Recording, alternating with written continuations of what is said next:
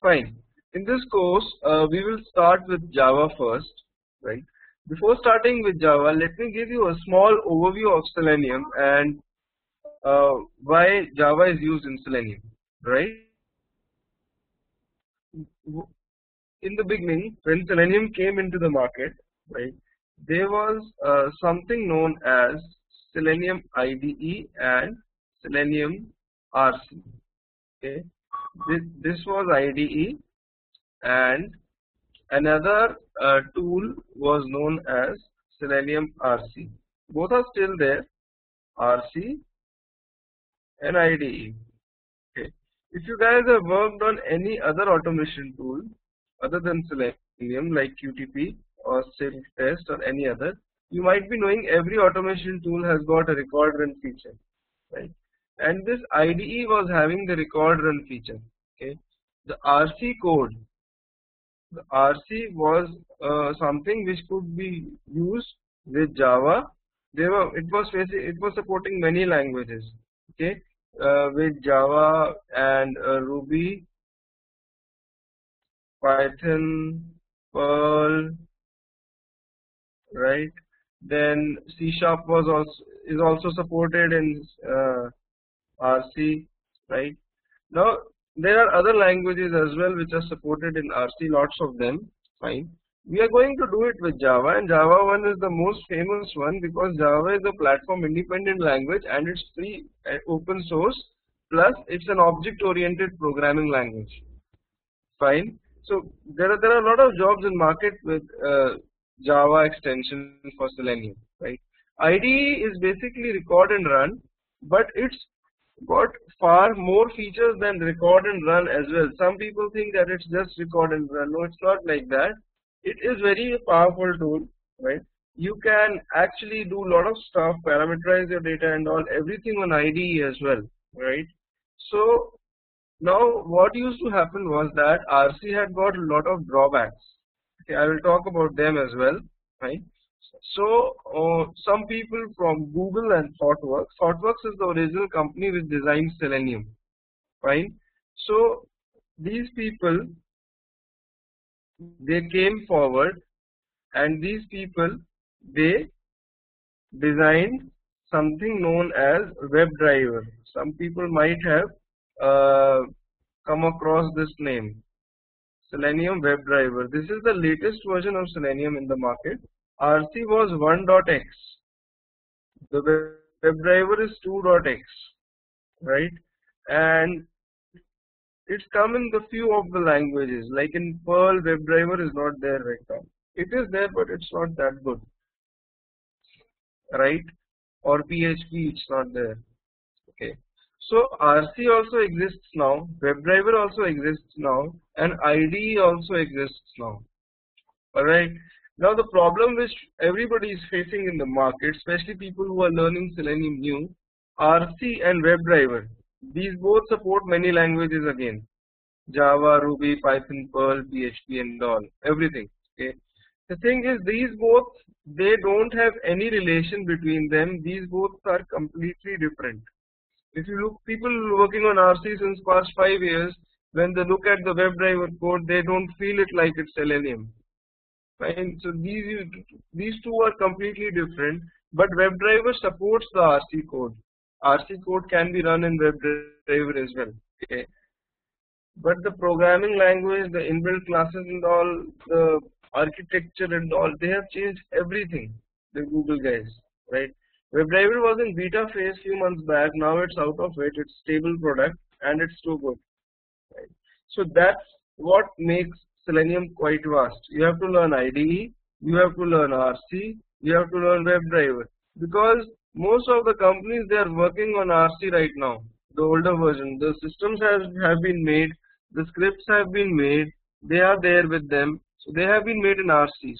They have not been migrated to WebDriver. The new development in most of the cases is being done in WebDriver. Okay, so the thing is that in this course, first you have to learn Java. That's the most important thing. If you have a good background, if you have a good knowledge in Java language, right, then things will be very, very easy for you. Okay, and Java is a simple language provided you do practice. I'm going to concentrate on the first 7 modules, right? The first 7 modules of our training will be, see, these first 7 modules will be concentrating on the Java language, fine? And in Java we will be studying core Java. Okay, you just need the knowledge of core Java or Selenium, fine? And yes, after that we'll start with the JUnit framework and Selenium part, right? The most important thing in Selenium, the ultimate goal which we have for this training is to able to be designed. Sorry, the most important part, the ultimate goal for this training is to be able to design a framework, right? A data-driven framework or a keyword-driven or a hybrid framework, which we will see in the last modules. Fine. So let's start with Java. If you don't know what a framework is, don't worry. We will come over to it as well. Fine. So let's start with Java programming language. Right. The first thing which you need to do is you need to install Java on your machine, which I think everybody has already installed. I will repeat again how you can actually install Java. You can go to Google, fine, and type in download Java. The first link which comes up, right? Go to that link, you can download and install Java. Fine, it's a freeware, and after installing Java, it's just like a normal software, an exe file which you have to execute, and Java will be installed, right? A folder called in your C drive, program files, a folder called Java will be made. This is the one. That means Java has been installed on your system. Okay. Now after that, you need to implement Java code in your machine. You have to write the Java code in your machine. So there are 2 ways. Either you can write the Java code in a notepad and execute it through command prompt, right? The problem which you will face is that you will face the problem while running big projects. Okay. Suppose if you have got 100 Java files, you have to manage each and every of them. You have to make sure that there is no error in your programs, right? Sometimes you end up making big number of Java files in your projects. Okay, if your project is big, then obviously you will be having a lot of Java files, right? The code will be huge, right? So in order to manage such stuff, you need an IDE.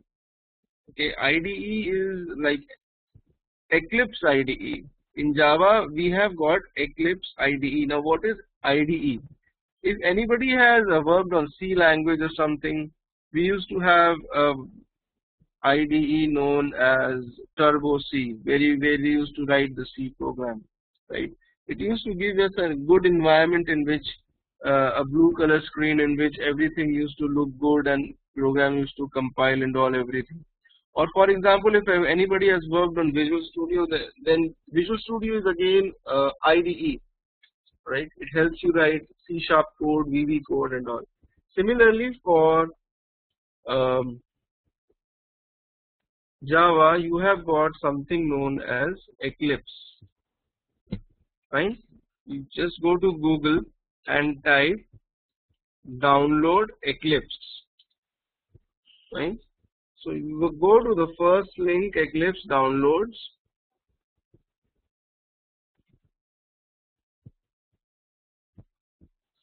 and make sure that you download this version, Eclipse IDE for Java EE developers 212 MB for Windows 32-bit or Windows 64-bit, right?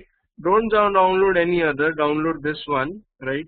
When you download it, it comes as a zip file, okay? Like in my case,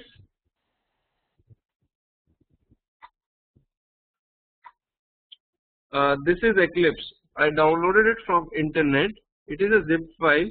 I extracted it out here into this folder Eclipse, and this is Eclipse files.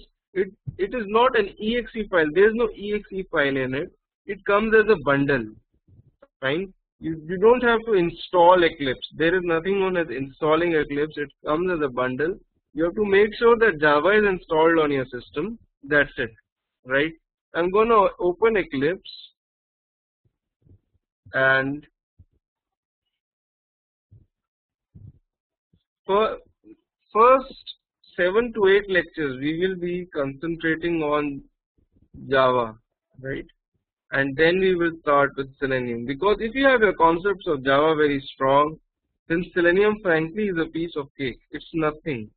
If you ask any Java developer to work on Selenium, I don't think so it will take more than 2 days to actually grasp everything, right? Okay, this is the workspace, right?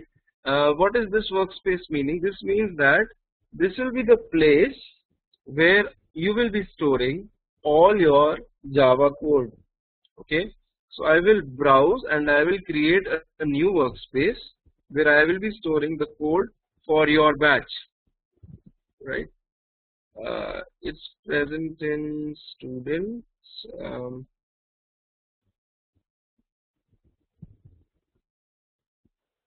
Workspaces. I will make a new folder called 31st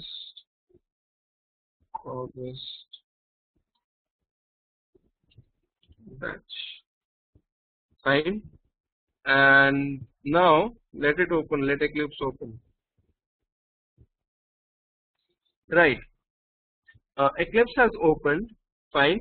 And we have this screen, the welcome screen. Okay. If you want to get an overview or the tutorials, sample tutorials and all, you can go through that. Fine. You can close the screen by clicking on this close button on the welcome page, and here is the actual IDE. Fine. Now this is the part, the central part. You see that this central part is the part where you will be writing the Java code, right? And just close these two, outline and tasks. You don't need them. This is the part where Project Explorer, where you will be actually storing all your projects. All your projects and Java code will be over here on the left hand side. This is just like a navigator. The central part is the part where you will do the coding, and out here below you will get the outputs of the program. So Eclipse actually makes your work very easy. It is very rich in functionality. As we move further, we will see that you can integrate JUnit with Eclipse, you can integrate Selenium and all, everything with Eclipse. You can build a framework, a testing framework using Eclipse. So it will be very handy, right? So let's make a first Java project. Like, you just have to right click on this blank space, right? Go on new project, okay, and from this wizard expand general and select a normal or select this one, a Java project. Okay, click on next and give the project name. I will give the project name as day 1. Fine. Next and finish, right? So you will actually see this project coming up on the left hand panel. You expand it, it will be having a lot of stuff inside it, right? Now I will go to the project properties, right click on the project, okay, go to the project properties. You will get under resource tab, you will get the location where this project is lying. You copy this location and go to that location. This is the location of the workspace which I had created.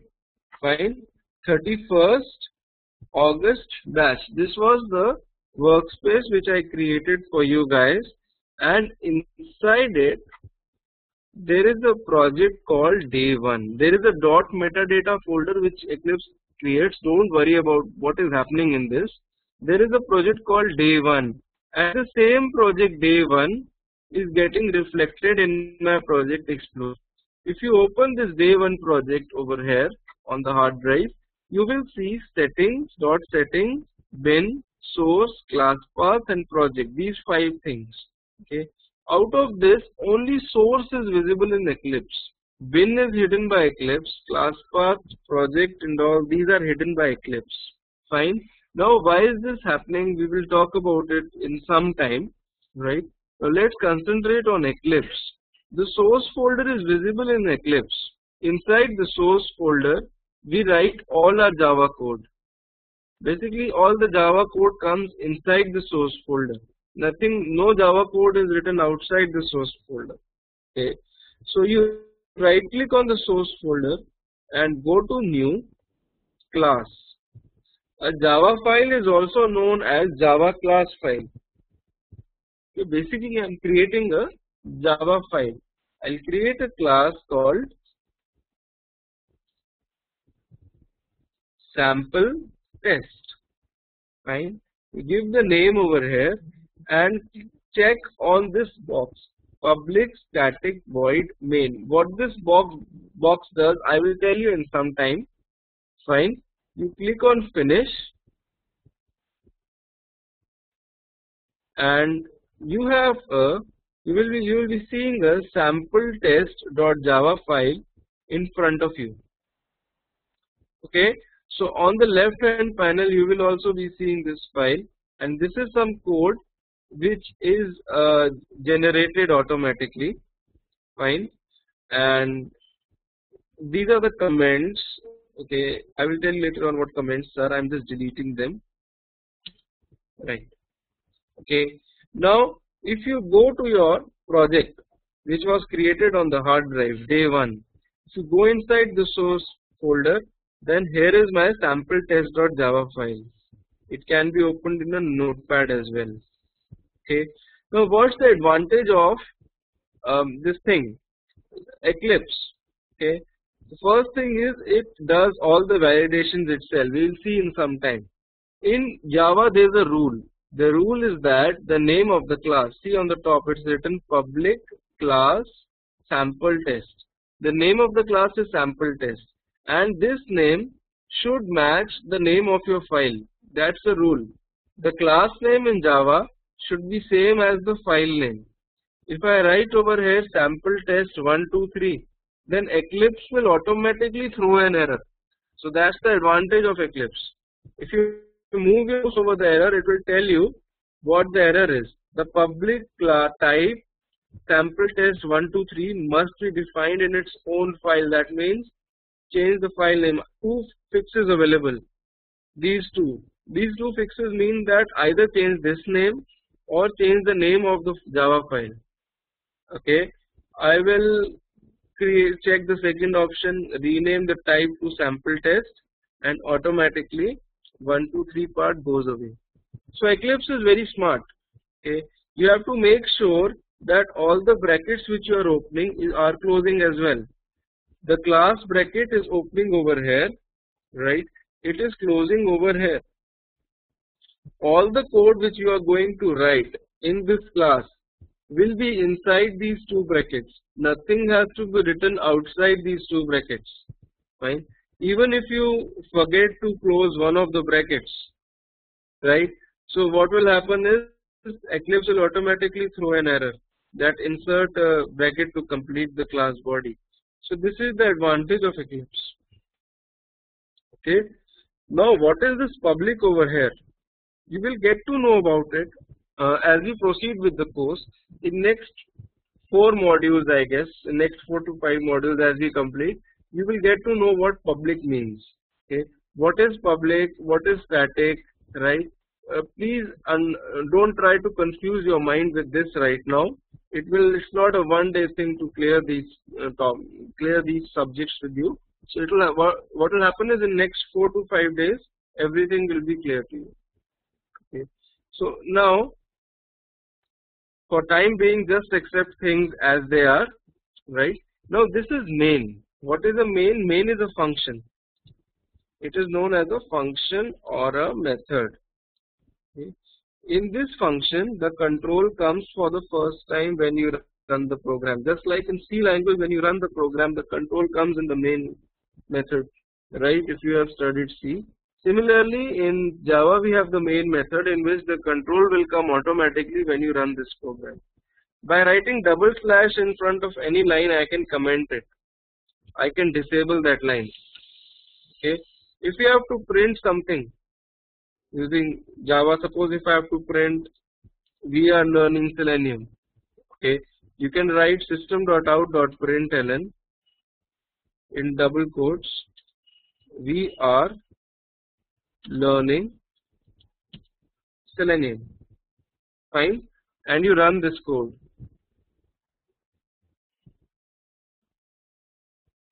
See this, it gets printed. Now how did I run this code? You ran this code through this button, the run button on the top. You click on this and we are learning Selenium will be printed. Fine. Now what is the advantage of Java language? That's the important thing. Why do we need to learn Java language? Alright, with Selenium. Okay. The most important thing is Java is platform independent. Okay. You can run the same code on any operating system. You can run it on Windows, you can run it on Unix, Linux, or anything, right? Even on a mobile phone, right? Mobile phones have a different operating systems, right? Now, if you look at the code which is generated by Eclipse, this was the source folder, right? And this was the bin folder. Bin folder was not visible in our project, right? If you go inside the bin folder, you will be seeing sample test.class file. Every Java file gets converted into a .class file when you compile it. Eclipse automatically generates this class file. Now this class file is like an exe file. Alright, it is like something known as in .NET you have got DLLs, right? It's similar to that. Now this class file you can deploy on any operating system and it will execute. It is platform independent, right? That's why using Selenium and Java WebDriver, you can also do the testing for Android based applications and iPhone based applications, right? So it is very, you can say, advanced thing, the WebDriver which has come up, right? Especially with the Java extension, right? WebDriver is the latest version of Selenium, right? Now I will just talk about few of the data types which you have in Java language. Okay. Some of the data types, they are like you have an integer int x equals 200. Many of you might be knowing these things, right? So try to bear with me. I am just starting from the very basics of Java language because there can be people over here who don't have this knowledge, right? Int x equals 200. If I write, okay, what does this mean? That this means that x is an integer and I have just put 100 inside it. Okay. Now I can also write long y equals to some other number. So int and x are two data types in Java which can be used to store integers. The difference between them is of the size. Okay. Long is having greater size than the integer. Integer is around 32 bits, right? Long, this is around 64 bits, double the size of integer. The only thing is they cannot store numbers. Sorry, they cannot store the decimals. I cannot write 100.9 out here, right? So you need to make sure that you're only storing numbers in this example, right? In this Java. Okay, so if I have to store decimals, right, you have to write double. Double is the data type which can be used to store decimal numbers, something like this. Okay, decimals cannot be stored in integer and long, right? Now there is one more data type called character, char. It can store one letter at a time inside it. Okay, the letter can be a Chinese, English, Hindi, French, any letter, but it should be a single letter. Okay, now these are the four famous data types in Java. There are other data types as well. One of the data types which we will be using frequently in Selenium as well is known as Boolean. Okay, Boolean B, I can write equals to true. It can take two values. It can either take true or false. These two values, fine, and true and false are the two values which this Boolean type can accept. Now, what is the importance of this Boolean type? We will be soon seeing. It is used in if statements and for loops and all as well. Fine. So, I have told you about 5 data types: int, long, double, char, and Boolean. There are other data types in Java as well, but just remember the 5 types. These will be more than enough for Selenium. Right. Now, if I have to print the value of x, then the command is again system.out.println. The shortcut for writing system.out.println in Eclipse is that you just type syso and then hit control space bar. Okay, so the shortcut is that you type syso and you then simply hit control space bar.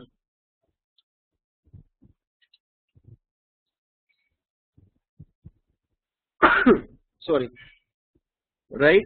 So I just write system.out.println x over here. If I have to print the value of x, you just have to write x like this. You don't have to write it in double quotes the way I had written this.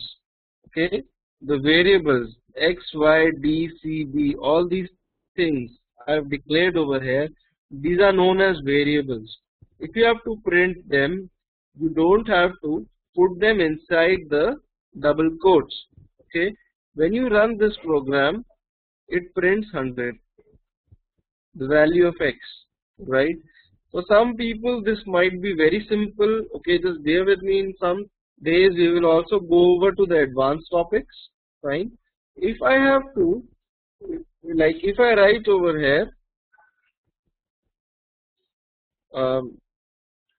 system.out.println x plus y. So what it will do, it will add x and y and it will print the output. Okay, when I run this code, see that 30403 gets printed. Okay, 100 got added to 100 got added to y. Okay, so I can also, if I try to write it like this, if I want to print that the sum of x and y is this much. Okay, I have to print it like this. Then in double quotes you write the sum of x and y is. Okay, and you write the concatenation operator in Java, that is plus x plus y. Okay, so basically the constant part, the part which I want to print as it is, should be written in double quotes, but the variable part should be written without double quotes. Okay, but there is a catch over here. When I run this program, this will print 100300303. Okay, now the problem is that why is it printing it like this? Okay, the problem is that it is printing because plus is a concatenation operator, and in double quotes whatever we write, it is known as a string. The part which I have highlighted is known as a string. The execution starts from the left side. Okay. Now what happens is, this is a string. The execution starts from the left side. X gets added to the string.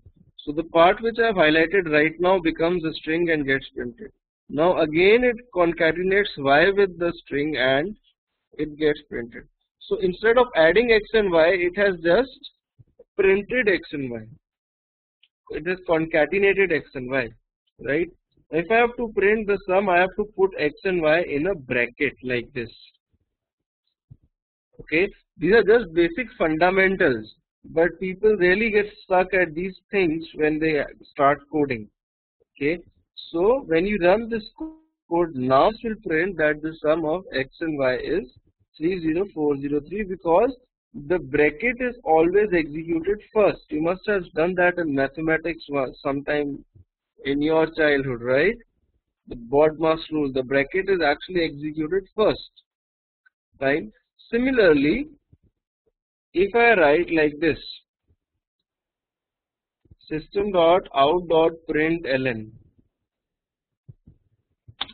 okay, I write X plus Y plus is the sum, like this, okay, and I run the code. Now this will print the sum. X plus Y is the sum. Why will it print? Because first execution starts from the left side. First it adds the number, and after that it concatenates the number with the string. Okay, so these are some of the basic fundamentals, right? Now talking about the string, there is another functionality or a feature of Java called the string class. I can write string str equals to we are learning Java first and then we will start Selenium, right? It can hold multiple characters together inside double quotes, and it can be long as you think it can hold infinite characters inside it, right? But the only thing, string is not a data type. These are the data types. See their color, this reddish color, okay? All the keywords, all the words which are red in color in Eclipse, which look red, these are the Java words. These are the predefined words inside the Java language. String is not a keyword. String is a predefined class. Like I have made the class sample test, right? Similarly, the person who made Java, he made a class called string. When you install the Java on your machine, the string class comes to you. It is by default. It is present inside Java language, but it's not a keyword. It's a class. We can use the features of that class, and I will be talking about string functions soon in this course as well. Fine. So we studied about data types, int, long, double, char, boolean. We studied about the string class. We studied about system.out.println. Now let us concentrate on this boolean. What it means?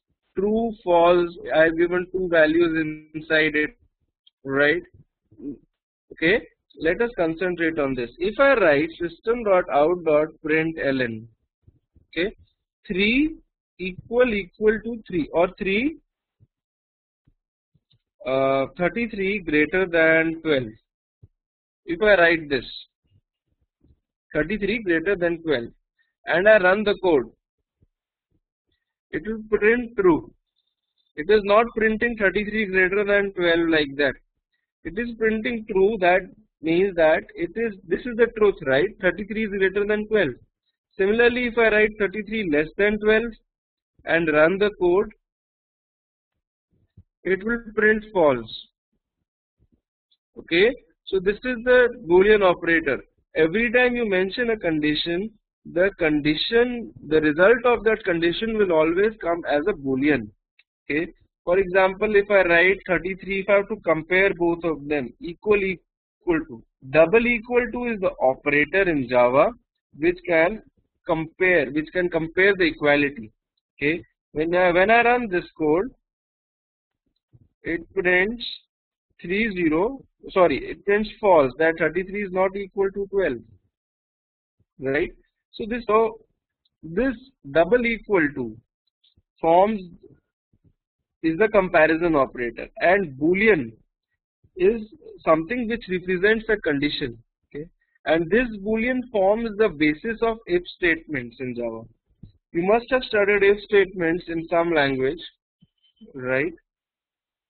Okay, so if statements,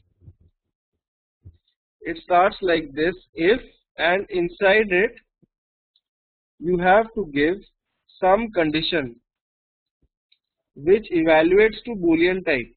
I can also directly hard code true over here. If true, then print hello world. Okay, and when I run this code, this prints hello world, right? Now I can give some condition inside it, that if 3 is greater than 1, because 3 is greater than 1 will evaluate to true.